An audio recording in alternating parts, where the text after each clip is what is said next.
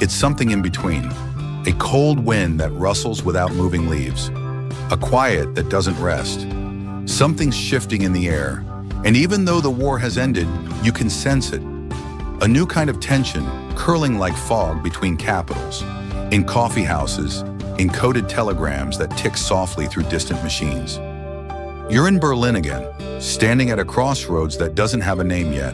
To your left, a street lit by American cigarettes and jazz slipping under door frames. To your right, shadows and silence. Watchful, orderly, unblinking.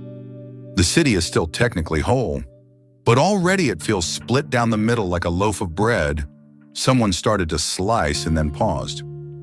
You walk on, past a wall that hasn't been built yet, but already feels present in the space between footsteps. A wall of glances, of curfews, of ideology whispered over schnitzel and beer. A well-known fact brushes softly through your thoughts. By 1946, Winston Churchill had already called it the Iron Curtain, that invisible divide between East and West, between Soviet influence and Western recovery, between two halves of a world that still pretends to be whole. And yet, for now, it's still a curtain, not a wall. Something you could, in theory, push aside.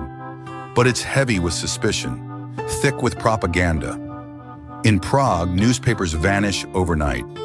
In Vienna, a man leans closer to a radio that suddenly hisses, cuts out, then returns, now with a different language. Historians still debate whether the Cold War began here, or a bit earlier, or a bit later, whether it was planned or inevitable. Some say it began with broken trust. Others say it was always destined, buried in treaties too vague and allies too temporary.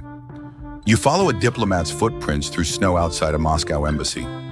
They vanish halfway to the car, like he was lifted away by the silence itself. Nearby, two men in long coats nod politely in opposite directions and do not speak.